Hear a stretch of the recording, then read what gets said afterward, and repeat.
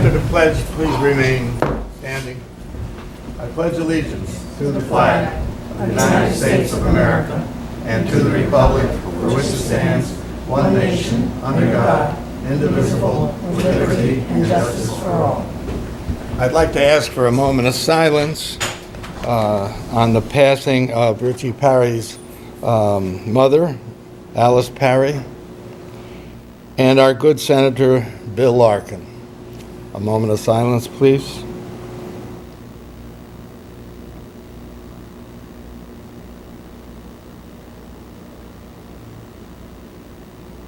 Thank you.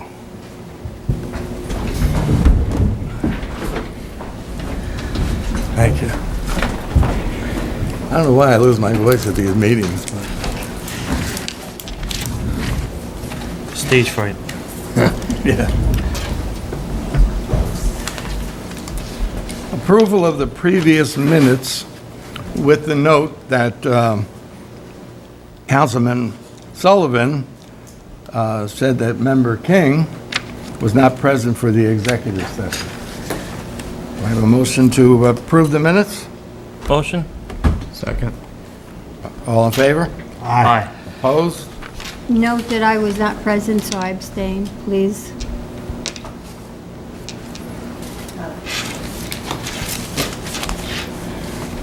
Okay, if this is not on our bulletin board, it'll be there tomorrow morning. There's a free community Narcan training, Saturday, September the 14th, at 10 a.m. at the Highland Falls Intermediate School Library. That's up on Mountain Avenue. Registration is required, and the class size is limited. They have to bring the different packages, and they'll probably hand them out like one of them I was at. So it's Narcan training, well worth going to, and it doesn't take long. It's maybe an hour or so, if I remember. Is that about what it is? Yeah. The center, Highland Falls. I might be grabbing some of your smoke, but I'll do it anyway. Yeah. They're having their 5th anniversary celebration on Saturday, September the 14th, from 11 a.m. to 2 p.m. So let's see, you can go right from that to this. Oh, no, you can go to this first and then go to the anniversary celebration. Drop in, celebrate with us. Refreshments are being served. And that's the center right here on Highland Falls, and Highland Falls on Main Street.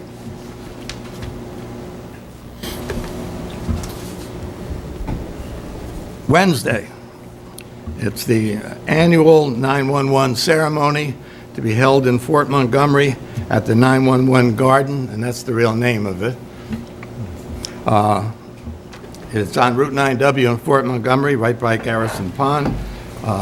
It'll begin at 6:30 p.m. Afterwards, light refreshments will be served. Financial reports. We paid from the account $52,617. That's on August the 29th. The big items are Beacon Recycling, $2,669. That's a month of recycling from the sanitation department. Goosetown Communications, $2,409 for public safety maintenance of equipment. O&R Utilities, $2,380 on August the 19th, streetlights on delivery only. The Town of New Windsor, $3,002 for IT services for July, including new computer installations for the police court and ambulance. Rockland County Solid Waste, $22,801 for landfill charges. Any questions from the board? Okay. Then instead of questions, we'll have the liaison reports, starting with Councilman Parry, please. No report, Bob. Councilwoman Gunza, please. Just a little shout out to the Mine Dock Park group who held a dedication of the propellers there on Saturday. They were used on a tug that helped evacuate people across the river from the Twin Towers when they were blown up. But it was a very nice little ceremony. There was a really nice gathering, and they did a very good job. And a little bit on the chamber. At their last meeting, Matt Larney, who is now the general manager of the News of the Highlands, was there and explained the steps they're taking to improve or enhance the paper. So it will be a little different. And he gave our Ace One Highland Falls reporter, Mary Jane, high praise. But it was very worthwhile, and he was very informative. And on Monday, September the 16th at 6 p.m. at the 911 Center in Goshen, both Fort Montgomery Fire Department Chief Don Smith and Highland Falls Fire Department firefighter Arla James will be honored by Assemblyman Colin Schmidt. So if anyone would like to go out and support them, it's Monday the 16th at 6 p.m. And that's it.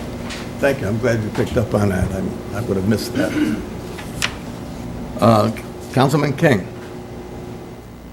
Okay. Good evening, everyone, and good evening, everyone at home.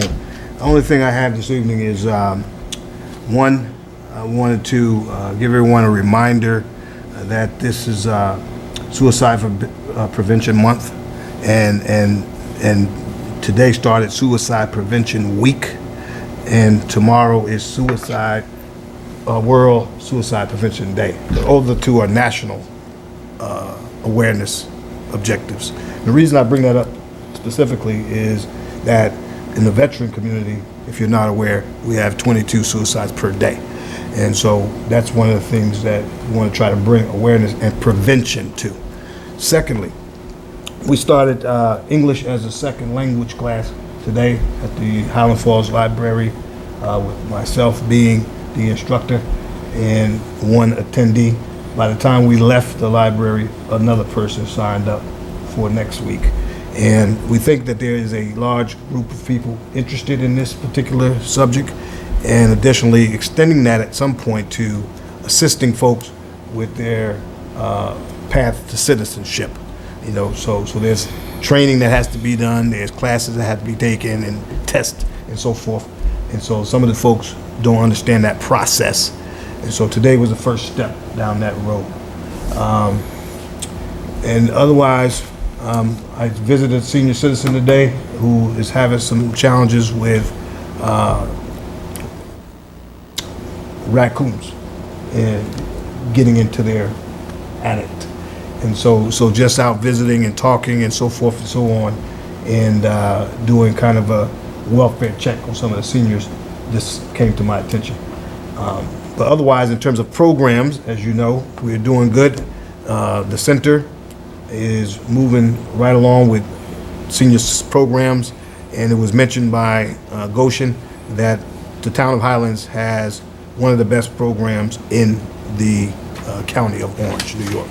So I just want to continue to give kudos to the center for what they're doing. And that's all I have. Thank you, sir. Councilman Sullivan. Good evening. Zoning Board of Appeals is one of my liaisons. They will meet Wednesday, September the 18th. They usually meet in the third Wednesday of the month at 7 p.m. They have two applications being considered, one in Fort Montgomery, one in Highland Falls. If you want to know what's going on in your town, those meetings are open to the public. You're welcome to attend. My condolences to Richie. The Parry family was good friends with my mom when she was town clerk. His father was an excellent town supervisor. His mother was a great person. And because Richie normally goes to the village board meetings, I decided to cover for him that night as he waked his mother. And at the village board meeting, only two things was they're canceling their next meeting on the 16th and changing it to the 17th because of that Colin Schmidt ceremony you just mentioned. I'm going, and anybody who would like to go with me is welcome to. Ty has ridden with me. I'll use him as a reference for my driving. The village is sending Ryan Kresbach to Morrisville for water grade D training. I know there's been discussion, we're gonna have some movement in our department. I don't know where we send our people, but that's in October. Maybe there's a vacancy there, just throwing it out there. I think we're gonna have some training required before the end of the year for someone to get a D water license, if I'm not mistaken. So that was what was going on with them. And like I said, I will be going out on the 16th to that ceremony. Went with Ty to the monthly Association of Towns meetings, which was held at the River Grill up in Newburgh. And the big topic of discussion, if I remember right, Ty, was a widening of Route 17 to 3 lanes. That seems to be with Legoland and everything, and the Woodbury Commons. That's a hot topic right now. And just before that, Senator Skoufis opened up his new office up in Newburgh, so we attended that together. The River Grill belongs to a person, is operated by a person who grew up in Highland Falls. I think the news did an article on this week, Mark Malia. Great place, and if you read the article in the News of the Highlands, his father used to own Joseph's restaurant. It was a nice little article. This week in our building department, Bruce is on vacation. I believe you're in on the meeting where Lankin Tully is providing a little bit of coverage. No extra cost, it's all being used with the existing budget, and I think it's a nice way to have a resource to cover since we have a new person in that office while Bruce is gone. And that new person has some training that was required, is going to be required. He got into the training for this October because there was a waiting list. I made a few phone calls to try and help that happen, so that's going on. And the Community Advisory Committee is meeting here this Friday at 6 p.m. I see Olga's not here. I have 2 speakers. I forget who they are. It's open to the public. Like I said, the building will be open at 6 p.m. And on that note, because they're doing some very good work, she's done a lot of hard work with the grant application, all that. Our recycling went from $81 a ton. It's now up to $85 a ton. And one of my homework assignments was to follow our garbage. I want to know where it goes. It goes to Beacon. I'm going to go to that facility and kind of get a lowdown where it actually goes. Like, does it go to Malaysia to a landfill? Because we want to recycle to keep Rockland County happy, and we're being penalized in doing so. And the promise 20 years ago was it was going to create jobs, it was going to go green. All it's doing is going onto barges and going somewhere for more money, and that's not how it should be handled. And that's it. Thank you. Thank you.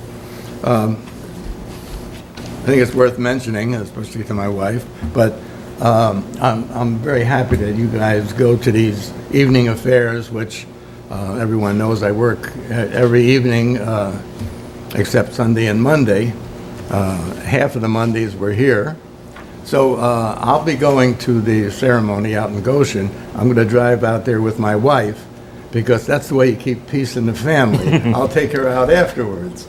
So I'll be going out by myself with the wife. And, Well, if June or Richie or anybody wants to go out, I'm going out. I'd be happy to drive. Thank you. And I have ridden with Richie before, so I'm perfectly comfortable with his driving There you also. Okay, let's see. Chief, anything for us? Hi, good evening. Just a couple things. I know previous via email, I mentioned that we were lucky enough to receive 2 computers from the county. I picked them up. It's all right. So we picked up those 2 computers. We're just waiting for some parts, and then they'll be in the patrol vehicles probably within a week or 2. We received 4 applications for crossing guard. Unfortunately, 1 went right to the county, so we had to get that one back, but we've completed 3 interviews. Of the 3 interviews, 1 gentleman bowed out, said it might be a little too tough for him. So we have backgrounds being done on the remaining 3, and we hope to give you a name by Friday. In the meantime, patrol is handling the crossing guard duties, and it's a face-to-face relief. Since we don't have a crossing guard there, the day tour waits for the sea line to get there, so it's never without someone being there. So we're going to continue that, and then we'll continue that as we train a new crossing guard as well. Like I said, I hope by Friday we're completely done. And the last part is that 9W seems to be of a big interest to us lately. In August, we had a hit-and-run accident by the firehouse. And then subsequently, in the last 3 weeks, we had 3 different rollovers. 2 on 9W, 1 on 293. Now, the 293 one might have been a stolen vehicle, so it's not our investigation. It's another agency. We just impounded the vehicle. But the other 2 were ours. One was about a week and a half ago by the mobile station, and one was just Sunday. So patrol is situated there, minimum 90 minutes during a rush hour time, and it's a presence. We're not looking to sabotage the public, but we're out there in the open. We want to be out in the open. We want them to know we're here. And that goes on every tour, midnight, C line, D line, and B line.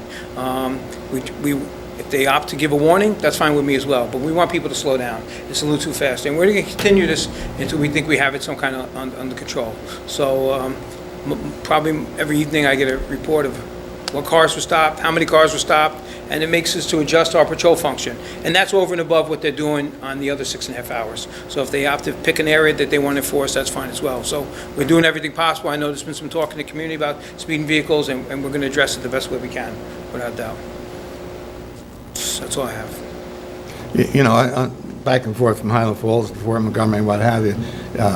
In the past, I've noticed coming down the hill, the brake lights come on, what have you. That kind of stopped for a while. And now all of a sudden, the brake lights are coming back on again when they get to the bottom of the hill. Absolutely. So it's a good We thing. have to address the community, the communities that are going southbound. A lot of times, especially in the evening hours, we think everybody's just coming northbound. There are people going southbound, and it's easy for them to bypass the speed limit when we go there. And we address 4 areas there. We have a commercial establishments that are there, we have a school that's there, we have residential, and we have churches. So Monday through Friday is just not our time.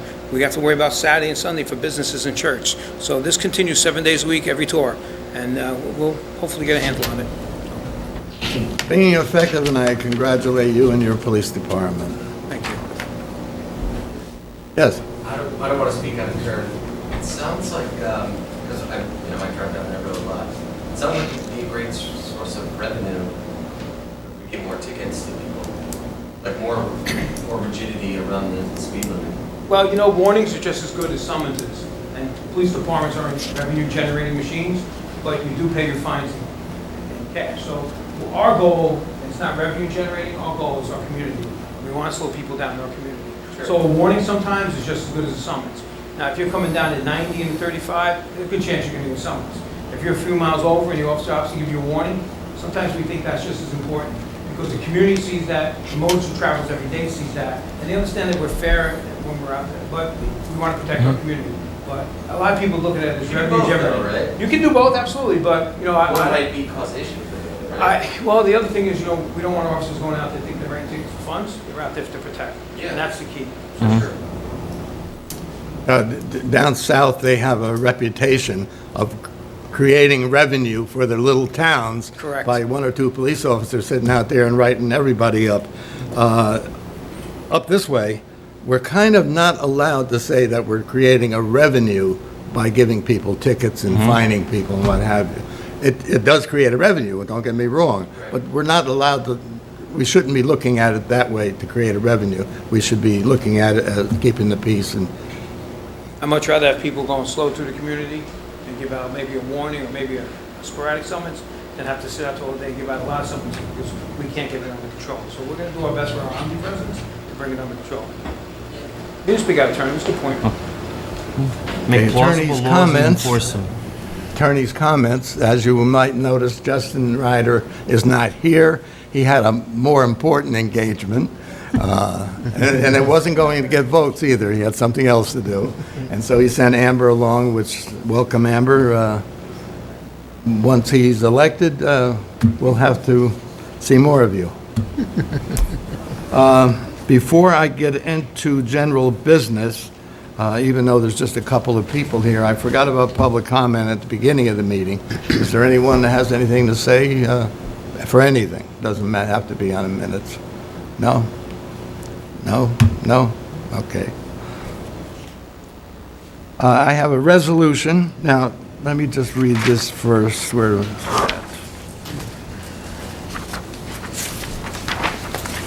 a while ago, we had the engineering company headed by Todd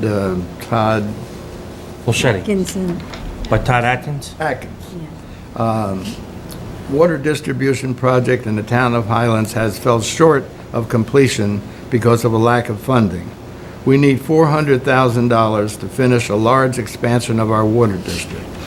We have $90,000, and that's it should be in quotes because I'm not sure we have that, and a fully engineered project worth about $30,000. We also have the approval of the Orange County Department of Health. There is no money in the district to afford matching grant or a loan. We are looking for a grant of $300,000 to finish a good project. How can we get it? He put in a application for a grant. The grant was turned down.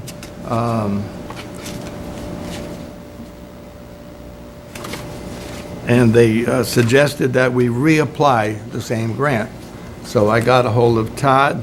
Todd asked us if we could do a resolution to authorize submission of an application to the EFC for system upgrades in the town of Highlands Water District Number 2. This would be going further up Canterbury and connecting with Corbin Hill, creating a great big loop all the way on down. We just didn't have any money to do it at the time, and I'm not sure we're going to have, if we get the grant, we'll have to look real hard for the money, but if we don't get the grant, then it's not going to get done. But I still have a fully engineered project. So I'll ask for a motion to move the resolution to authorize the submission of an application to the EFC Corporation. Motion? Second. Roll call, please. Councilmember Sullivan? Aye. Councilmember King? Aye. Councilmember Gonza? Aye. Councilmember Perry? Aye. Supervisor Lewis? Aye. Now, as you all know, the declaration bids came in. They came in about $150,000 more than we anticipated. We anticipated something around $200,000. They came in at $350,000 and $450,000, two bidders. I talked to Al Fusco, our engineer for the project, and he was going to talk to Tony from TAM, who had the lowest bid. Informally, he told me that he could bring it down to $300,000. I still don't know if that's good. I still don't know what to do. I'm in a quandary with this because I don't know what to do. I did get a hold of that Georgian, or whatever the name of that company is. They didn't seem that anxious to do it. They want me to send all the paperwork. Well, the paperwork's this thick, and I don't know what they're going to look at there. So, like I say, I don't know what I'm going to do. Well, my only comments are a couple things. These go on YouTube. Our engineer was not blaming anybody else. We've been around since 2014 on this. The other project went over by, what was it, $650,000? And this one, that's not generally conducive to good engineering behaving, if I may politely say so. So I'm disappointed, and it is district specific. Remember that in the town. It's not everybody paying for it. It's a poor little people, what is it, 385 parcels paying for it in the sewer district in Fort Montgomery, which is more or less synonymous with the water district too. Not quite, but almost. So I'm disappointed, but in our violation notices from the DEC is that May of 2020, this has to be done, period. So that kind of helps with the quandary. There's not a lot of time to do much else, unfortunately.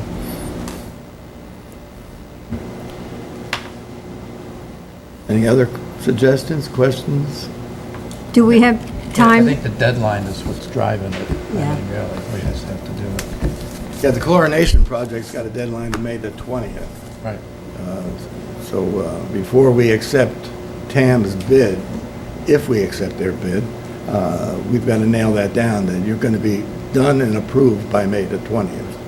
Because DEC comes out with those crazy fines of $37,500. That's their fine. Per day. Per day.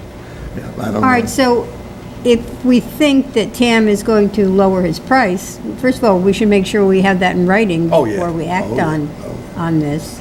Yeah, absolutely. And then as opposed to, do we have time to rebid it? And would somebody come in at a lower price and be able to do it in the spring and complete it by May the 20th? I don't think it's that big of a project, I really do. And God, I'm not an engineer, but I got the maps and everything there. You're putting a prefab building, sitting it on top of where the treated water is coming out. You're running some pipes from the main building over there, and another pipe running out. I mean, it's, Yeah. I make it sound simple, but that's what it looks like. It doesn't look Well, like that it much. kind of almost is simple. If our sewer plant operator was allowed to do it his way, there's an effluent pipe, which is just a vertical hole in the ground.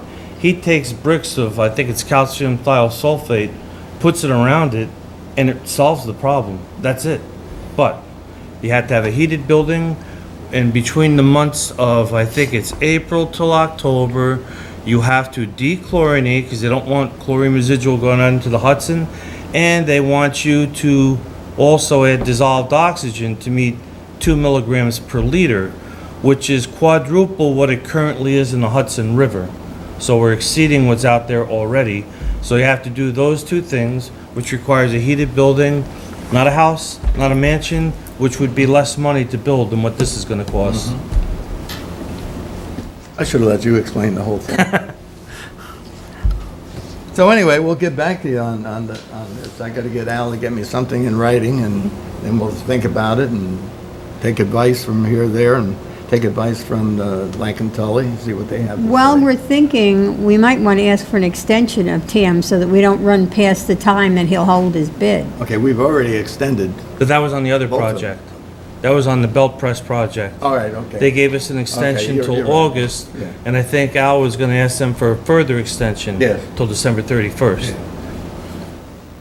All right. Our highway superintendent has asked, he's posted the foreman's position in-house. He received one applicant, Greg Marr.